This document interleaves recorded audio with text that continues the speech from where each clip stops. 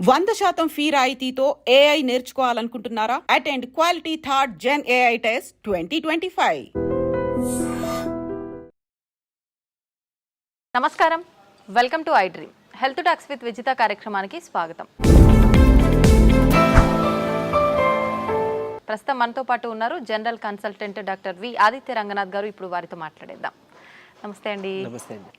అయితే చాలా మందిలో కాళ్ళు చేతులు తిమ్మిర్లు రావటము, నరాల బలహీనత అని చెప్తూ ఉంటారు. నిజంగా ఇటువంటి సమస్యకు ఏదైనా మనం ఇంట్లోనే చేసుకునే రెమెడీస్ ఏదైనా ఉన్నాయా ఈ సమస్యని సాల్వ్ చేసుకోవడం కోసం?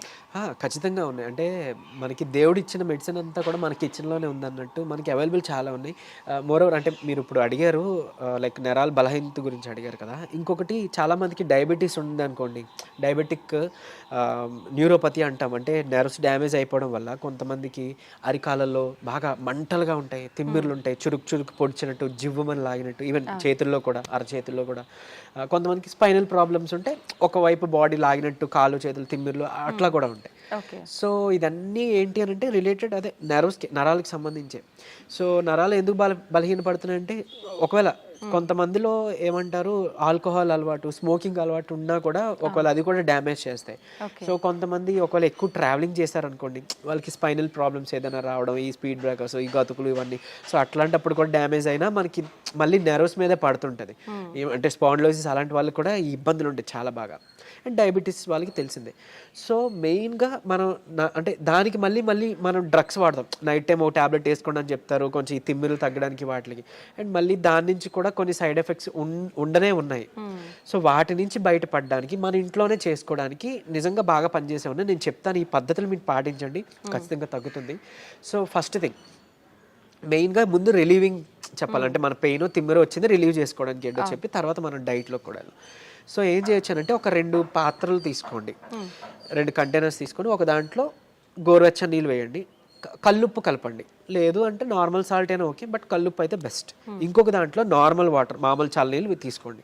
సో అరికాళ్ళు అయినా కానీ లేదా అరిచేతులు అయినా కానీ, మీరు ఏదైతే మీకు భాగం ఇబ్బందిగా ఉందో దాన్ని చల్లనీటిలో ఒక 3 minutes పెట్టాలి. ఐ మీన్ నార్మల్ వాటర్లో 3 minutes అయిపోయిన తర్వాత టైం చూసుకొని దాన్ని తీసి వెంటనే ఈ గోరువెచ్చని నీటిలో మళ్ళీ ముంచాలి 3 minutes. మళ్ళీ సేమ్ చల్లనీటిలో 3 minutes, వేడి నీటిలో ఐ మీన్ గోరువెచ్చని నీటిలో 3 minutes.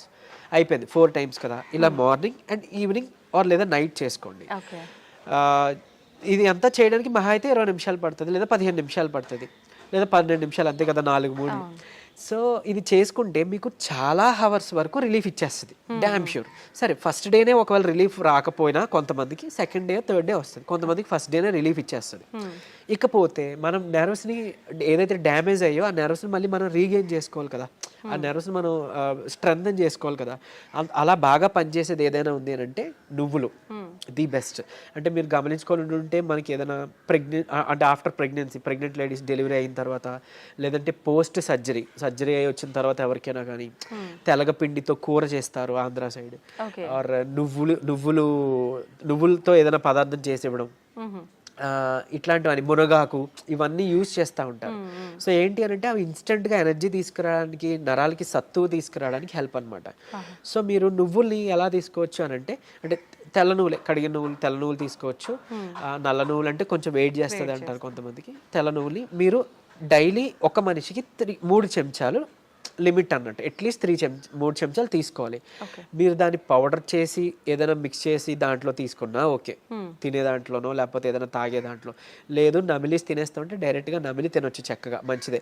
తర్వాత మీరు దాంతో మన ఏమంటారు బెల్లం కలిపి నువ్వులుండ లేదా చిమ్మిలి చేసుకుంటాం, అట్లా దంచి చేసుకున్నా పర్వాలేదు, ఏదో రూపంలో ఇది తీసుకోవచ్చు. తెలగపిండి అవైలబుల్ ఉంది, తెలగపిండి కూర చేసుకుంటాం, లేదా తెలగపిండితో ఒడియాలు చేస్తుంటారు. సో అట్లా తీసుకోవచ్చు. తర్వాత ఇంకొకటి ఏంటి అని అంటే మునగాకు చాలా బాగా పనిచేస్తుంది. మునగాకు పప్పు కలిపి చేసుకుంటాం కదా, దాంట్లో ఖచ్చితంగా మీరు నెయ్యి కలపాలి, నెయ్యి కలిపి తీరాలి. నెయ్యి కలిపితేనే అందులో ఉండే పోషకాలు, న్యూట్రియంట్స్ మన ఒంటికి పడతాయి, అప్పుడు మనకి హెల్ప్ఫుల్ అన్నట్లు. సరే డైలీ మనం కర్రీ వండుకోలేం కదా అనే వాళ్ళకి ది బెస్ట్ ఏంటంటే మునగాకు పొడి రూపంలో చేసుకోవడమే. మనం ఎండబెట్టేసుకుంటాం, ఒక 4 రోజుల తర్వాత దాన్ని మనం పౌడర్ చేసుకుంటాం. మజ్జిగలో కానీ 1 చెంచా, లేదంటే నీటిలో కానీ ఒక చెంచా మునగాకు పౌడర్ కలుపుకోవచ్చు. లేదంటే మొదటి ముద్దకే మనం మునగాకు పౌడర్ కలిపి చక్కగా నెయ్యి వేసుకొని ఒక 2 చెంచాల కలిపి తీసుకోవచ్చు. ఇవన్నీ కూడా మనకి నరాలకి తర్వాత బోన్స్కి స్ట్రెంత్ ఇస్తాయి. ఇవన్నీ కూడా అంటే మెయిన్గా ఇవన్నీ నరాలు సత్తువకి తీసుకురావడానికి ది బెస్ట్ అన్నమాట. అండ్ ఇంకోటి ఒకవేళ ఎక్స్టర్నల్గా అంటే మనకి పెయిన్స్ ఉన్నాయి, నెర్వ్ పెయిన్స్ ఉన్నాయి, ఎక్స్టర్నల్గా మనం దాన్ని రిలీవ్ అవ్వాలి అని అంటే ఏం లేదు, ఇప్పుడు మనం లవంగాలు ఉంటాయి కదండి, లవంగాలు ఒక 2, 3, 4 తీసుకొని కొబ్బరి నూనెలోనో లేదంటే నువ్వుల నూనెలు ఇంకా బాగా పనిచేస్తాయి. నువ్వుల నూనెలో వేసి మనం బాగా కొంచెం లైట్గా అంటే లైట్ లో ఫ్లేమ్లో మరిగించేసి దాన్ని ఎక్స్టర్నల్గా మనం అప్లై చేసుకోవచ్చు. లేదు అని అంటే నువ్వుల నూనె కానీ కొబ్బరి నూనె కానీ, నువ్వుల నూనె ది బెస్ట్ అండి.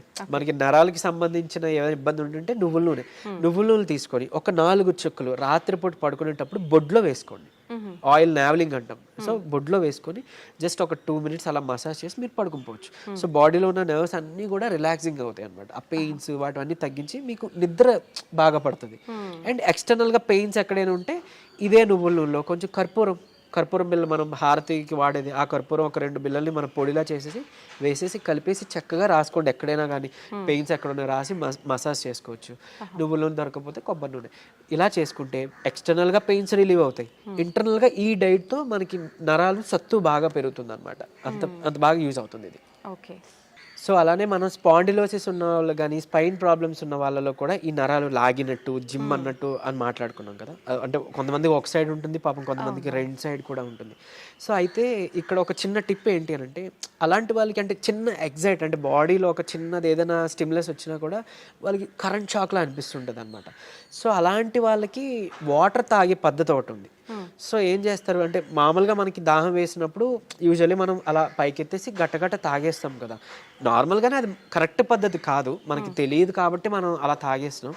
కూర్చొని నిదానంగా జస్ట్ ఎక్కడో అక్కడ చైర్ ఆర్ సమ్వేర్ ఎక్కడో అక్కడ కూర్చొని ఏమంటారు సిప్ బై సిప్ అంటే కొంచెం మనం వాటర్ వేసుకొని అది బాగా నమిలి అంటే మనం ఏమంటాం వాటర్ నములుతూ ఉంటాం కదా, అలా నెమ్మదిగా సిప్ బై సిప్ తాగితే కనుక మన బాడీలో వాటర్ కరెక్ట్గా అబ్జర్వ్ అవుతుంది. అనవసరంగా ఊరికి యూరిన్ ద్వారా పోకుండా కరెక్ట్గా కణాల్లోకి అబ్జర్వ్ అవుతుంది అన్నట్టు. ఈ ఇబ్బంది ఉన్న వాళ్ళు అది చేశారనుకోండి, వాళ్ళకి సడన్గా స్టిమ్యులస్ అలా ఏం జరగకుండా చాలా వరకు పెయిన్ అనేది తగ్గుముఖం పడుతుంది. ఇంకోటి నార్మల్గా కామన్గా పీపుల్ కూడా ఏంటంటే అలా నుంచొని తాగకుండా కూర్చొని తాగడం మొదలు పెడదాం, స్లోగా అంటే నమిలి తాగడం మొదలు పెడదాం.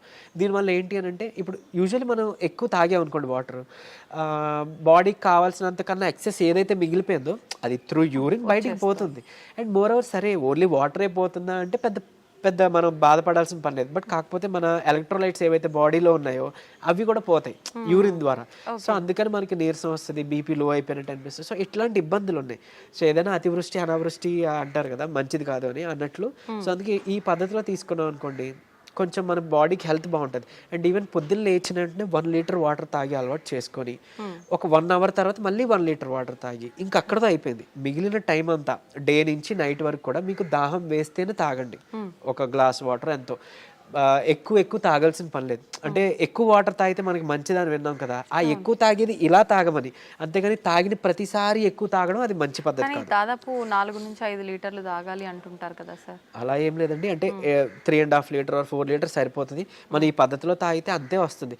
కొంతమంది అంటే వర్క్ బిజీలో పడో ఇంకేదో ధ్యాసలోనో వాటర్ తాగాలని మర్చిపోయి నిజానికి నేను విన్న కేసెస్ అట్లీస్ట్ ఒక 1.5 లీటర్ 1 లీటర్ కూడా తాగట్లేదంట డే అంతా. సో అట్లా ఉంటే చాలా ప్రమాదం. మన బాడీ అసలు మెటబాలిజం సరిగ్గా జరగదు, వెయిట్ గెయిన్ అయిపోతారు, మన కిడ్నీస్ మీద ఓవర్లోడ్ పడిపోతుంటుంది. సో అది మంచి పద్ధతి కాదు. అందుకే అట్లీస్ట్ పోనీ పొద్దున్న లేవగానే 1 లీటర్ వాటర్ తాగడం అలవాటు చేసి మళ్ళీ 1 hour తర్వాత 1 లీటర్ వాటర్ తాగడం అలవాటు చేస్తే మన బౌల్ మూమెంట్ కూడా బాగా జరుగుతుంది.